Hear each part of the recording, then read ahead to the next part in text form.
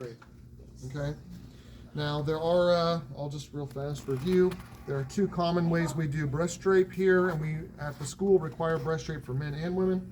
Although technically in the state of Indiana, males do not require a breast drape legally. We do it for everybody to avoid confusion. Yeah. So at some high-end spas, they will fold down to the shoulder here, lay the solid edge against, pin it to make a solid sheet, and then work it down to replace. From there, then you can go ahead and work it down, and boom, you've replaced it. Make sense? So I need to finish this so you see how the rest of this goes. Comes down, bring the arms out, tuck, and you've got it. Okay? If that's the case, you work at one of the spas to take it off. You fold up right here. You just grab the pillowcase and you pull it out and across. It's really, really important to have like nice satiny, silky pillowcases, not something rough that's going to slide across nipples and be very irritating. Another way to do it, the way we tend to do here, and it tends to just be a lot less chance of accidental slippage, is to just explain to the client that we're going to hold the tent drape, pass them this, and they can lay it across their breasts like a tube top, and then once they get that in position, let us know and we will go ahead and drape them. That's what we're going to do here. All right, Nikki? You got that right? Okay, here we go. I know. That's still good. All right. It's still opposite. Whenever we come down, make sure it's actually, they say they're ready, we want to go down slow, make sure it's actually where it's supposed to be, and they haven't just decided, I don't know, that it was a loin wrap or something. The loin, that's the low back. Just there. Ryan's not that concerned about his top drape, but it's okay, he's got it tucked in there. But a lot of people will also naturally just lay their hands on top of it. They don't have to, but it's just something that clients tend to do, to kind of hold it down over their chest. And now I'm gonna switch places with all of you.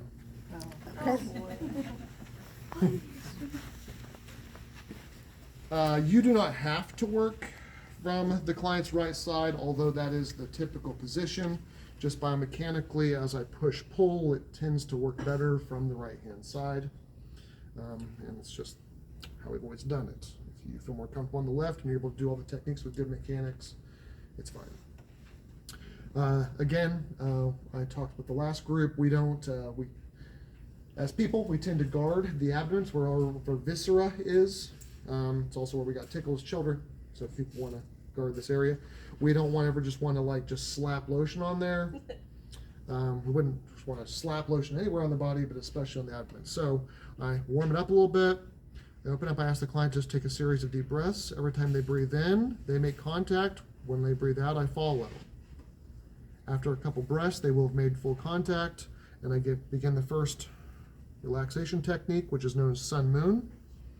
My right hand makes a complete circle. My left hand tries to, but the right hand will keep cutting it off. So the right hand is the sun, the left hand is the half moon shape.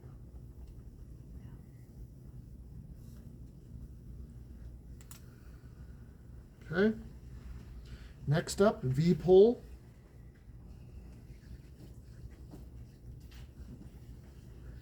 V pull, my hands will be like this, like a V. One hand pulls up under the rib, one above the iliac crest. Under the rib, above the crest. Under the rib, Why do I remember above that? the crest. This is warming up the attachments of those bones for the obliques and the transversus, as well as tracing the external oblique fibers, the internal oblique fibers, in alternating directions. This is the one technique that I have to go around the table and do from both sides. You guys don't need to reposition. It's the one technique I have to come around and work from this side of the table to get it even on both sides. I can come back over here and I can work everything else on the right hand side. Next is diamond soothing. It's going to form a diamond shape under the rib cage above the iliac crest.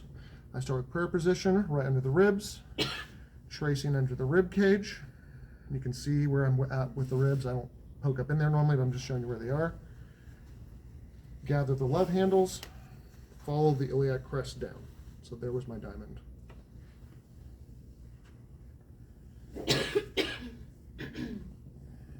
Okay.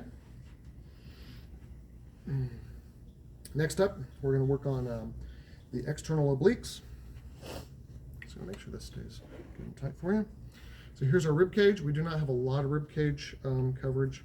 Ryan, just for demo, could we have you bring your top up a little bit higher? Thank you. Normally, if a client puts it where it puts it, that's why I'm going to just work with what they give me. But for demo, Ryan doesn't mind adjusting. We can work a little more at the rib cage. Because I didn't have lotion before, I make sure he's lotioned. It hurts already. Okay, so for the external oblique, here's the rib. I'm coming onto the rib, supporting my curved fingertips and tracing at a 45-degree angle. In this case, I'm going to be going up to the drape. I'm headed for rib 5, but that's going to be under the pillowcase, so I'm going to go as high as the drape allows. Are you going with the ribs? Sorry? Are you going with the ribs? Nope, the ribs are laying this direction. Mm-hmm. I'm going at a 45-degree, so I'm going So across. it's more like a cross. Because I'm not. We did back in the chest chapter. We did went For between the intercostals. intercostals. So we followed the rib direction here. I know that the muscle goes at about a 45-degree angle, so that's the angle I'm going with, no matter which direction the ribs are. So we're working the external oblique attachments. Right there, feels a little get thicker. That's serratus. You can feel suddenly the muscles there. We did that back when we did the chest section as well. Okay, while I'm here on the side, I can go ahead and go back to the rib, to the center, making sure I'm not in the xiphoid process. I can strip directly upwards, again to the drape, and this is for rectus abdominis. All right. If you're not sure exactly how wide the rectus is, you can ask them to just lift their head. And if you don't see it, you can also feel that's how wide the rectus is on both sides. And so I know that that's how wide the attachment is at the top. Okay. To work the rectus belly, I'm going to, I know the width. My hand is wide enough, I can get the whole thing with one glide. If you have a tiny hand, they've got a wide abdomen, you might have to do 2 separate lines. But I'm just gripping into the muscle and slowly stripping inferiorly. My goal is not to push deep into the abdomen, it's to grip the muscle like I'm just gripping a sheet, and I'm stripping along the sheet, not pressing through the sheet into the organs below. This is the belly of the rectus. This is the belly of rectus. Okay. Abdominis.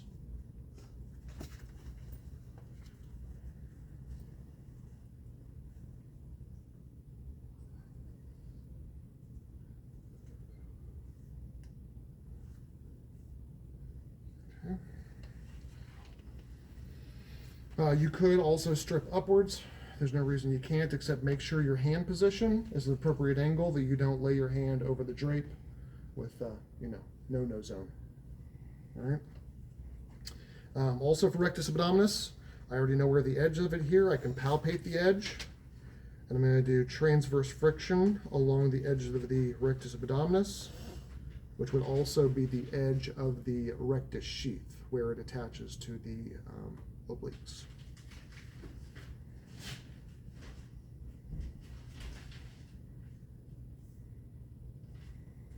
Okay. Attachments at the ribs. I'm right below, so here's my rib, I'm right inferior to it. I can just feel the ribs, and I'm going to friction right below the ribs. This is the attachment for the internal oblique and transversus.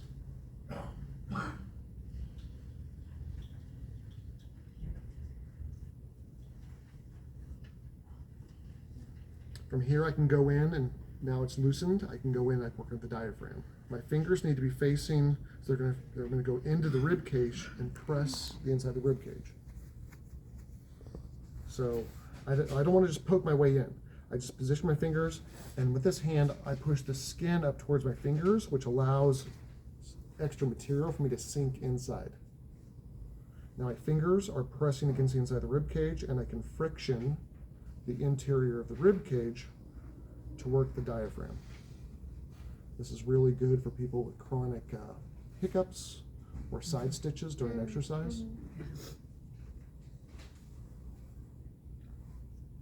It's also Amelia's favorite. She's hoping to get She's like cringing. It made me, I had gummy worms, Jennifer's gummy worms, I kept burping gummy worms afterwards. Working the ribs though hurts.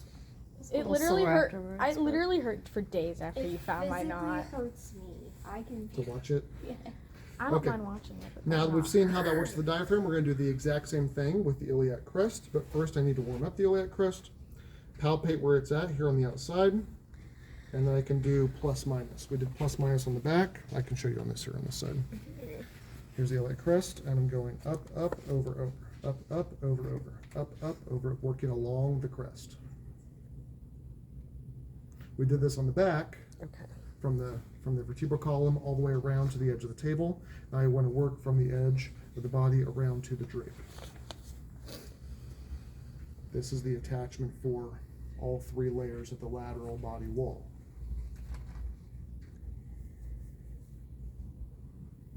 Once I've loosened that, just like I did on the rib cage, now I can position my fingers so they're going to slide inside the ilium for iliacus by pushing the skin over.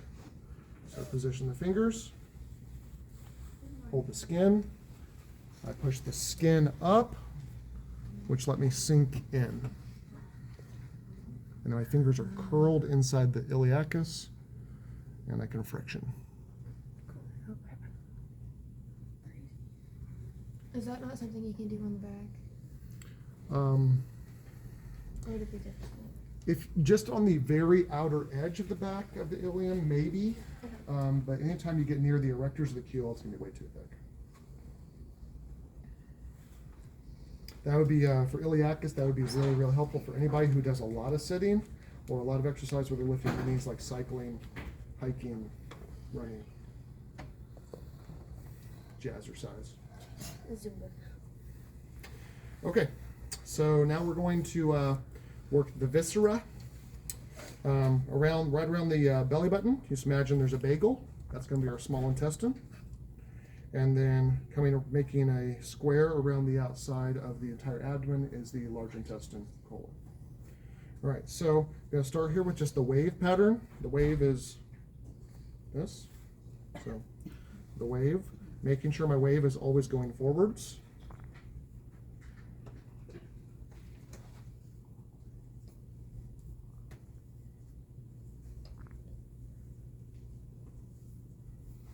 Also do that on the large intestine.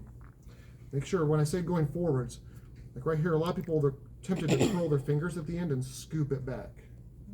We want to always just be push forward, push forward, push forward.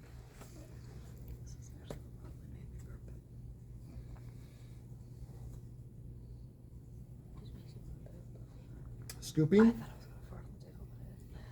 It's like I'm scooping ice cream out of the container, but we're scooping around the belly button like I'm smearing cream cheese on a bagel.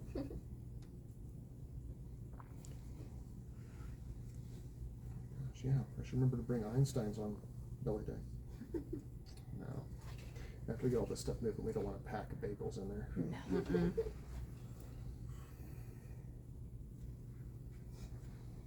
Notice my body position keeps changing, so that way my scooping direction is the proper direction. All right. What's the pressure like? Enough that I can feel that I'm scooping material here. And you know, depending on how much muscularity they have, you could like argue, well, you know, you're on the rectus, you're not really working the intestines. Well, yeah, okay. There's some truth to that. Also, I am also massaging the intestine because the rectus and stuff is, as long as they're relaxing, it's still going to be like like a comforter. We can still feel the mattress and mush the mattress through the comforter, right? If you do have a person who has really tight abs, just a lot of tone, you can have them raise their knees. Good, raise your knees. Mine's toned underneath the fat. Yeah. I mean, And when you raise your knees, it automatically creates more slack. Mm. So now it's more relaxed. It's easier to get in there. It's also harder to see for demo, so feel free to come to the sides if you'd like. I see that his belly did instantly get softer when you did that. What about someone Yeah. who's like, you know, like nothing a real thin Stick. build, stick figure build? What Would that about help them? also? Yeah, Okay. yeah, because we're still taking the length of the muscle and making it shorter. Okay. It happens. It works the same for people of all sizes. You know, a lot of bigger people, like we have a student right now that's pretty big. Mhm. He's already mentioned he's concerned that he won't be able to get to his psoas. Right. We totally will. Because remember, everything's bigger. His lumbar vertebrae are a lot bigger. Means they're a lot closer to the front. Yeah. Yeah, he's got more intestines, thicker, more full, more stuff, but they'll move out of the way just the same. Yeah, we had a conversation about his big bones a couple weekends ago. Uh-huh, yeah. And he was like, what? And I was like, you have bigger bones than us. I was like, it's a fact. A lot bigger bones. So, I was like, you'll learn that in class. Just a question, are we able to work clinicals or abdomen in clinicals? Because there's not Yeah, a box like, is that okay to work? there's not. Most people, we've had people come into clinic specifically requesting psoas work. We had a cyclist who came and requested it every weekend because he was doing 100+ miles a week. And, first some of the students were like, oh, this is weird, I don't know. But you learn how to do it here for a reason. It's really, really valuable. And then, of course, you guys have seen how clients, they're like, oh, they do a great job, they start to request you. So you have 2 or 3 students at any given time that were like, oh, that's John, he's going to want his psoas worked, and it's totally normal. It's Right. okay. But, there's a reason you ask, not going to go into full discussion on this while Ryan's just hanging out here, but also, I also worked at a very high-end spa where I just had a lot of posh ladies that just like belly rubs. Oh. So do the breast draping and there was nothing intensive here. I wasn't doing any help you go poo. It wasn't psoas. It was just light belly rubs. Kind of like Swedish for the belly, like It was just Swedish real for the light. belly. They just liked it. Yeah. Because, Yeah. I mean, So they would always ask, can you do like bellies? Yep. Sure. sure, But I ask, like, is there a specific reason why? Mhm. Do you cycling or anything specific, or are you just like, oh, I just like the way it feels. Cool. Same thing when we talk original deep tissue. Oh, I need deep pressure. So you just want to relax and you like deep, or do you have a problem? You got to Right. ask those questions to discern what kind of therapy they're really looking for. Right. So the colon, large intestine, coming in right here on the side, usually the easiest place to find it. This is a little deeper than I expected. It's right here. So I feel that here's iliac crest, come in a little bit from that, and then just palpate until I feel it's usually going to be about the size of my wrist, and it's covered and it's like saran wrap, and it's kind of slimy. If you ever imagine the original alien chest burst, it's about that size and consistency.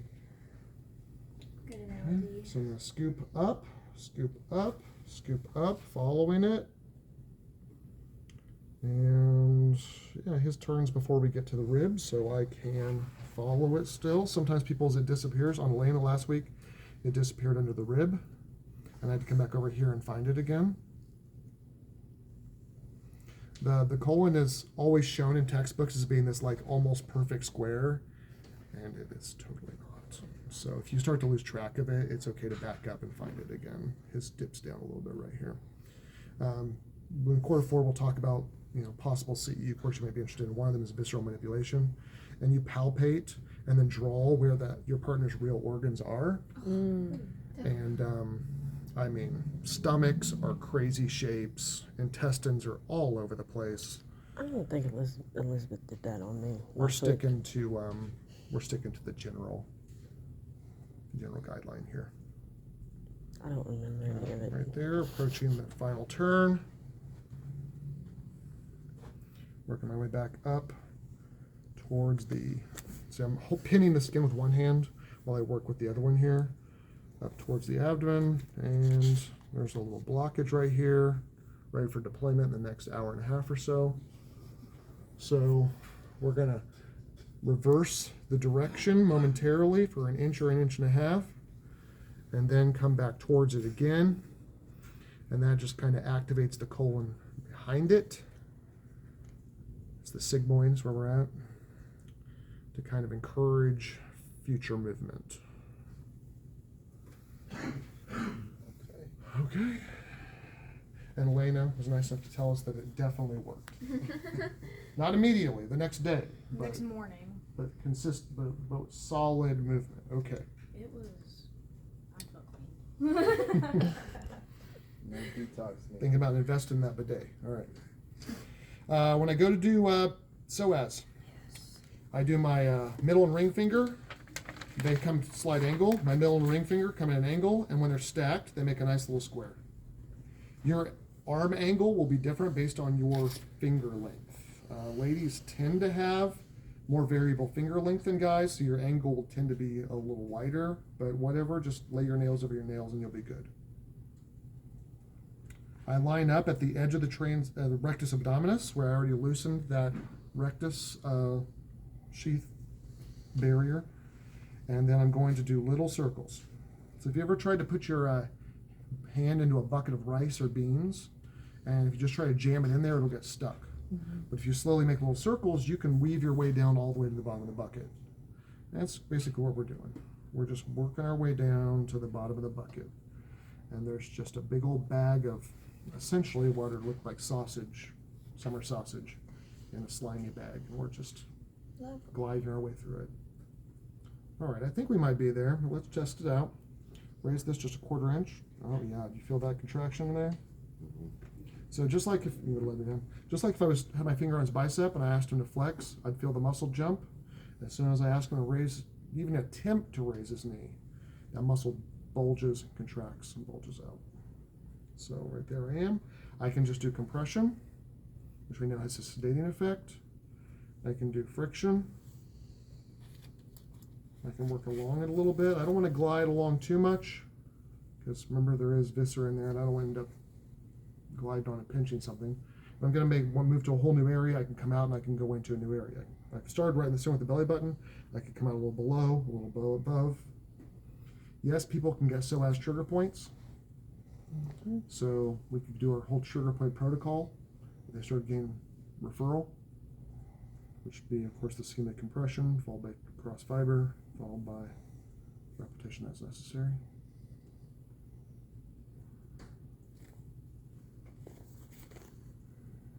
Okay.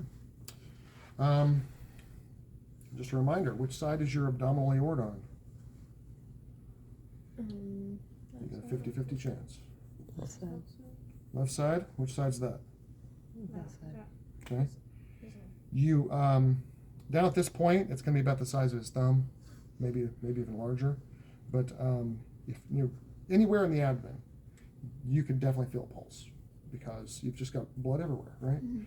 But if you're coming right in on this left side and you feel something approximately thumb-sized pulsing right into your thumb, you could be on the abdominal aorta. So you just move over a little bit. You'll be fine.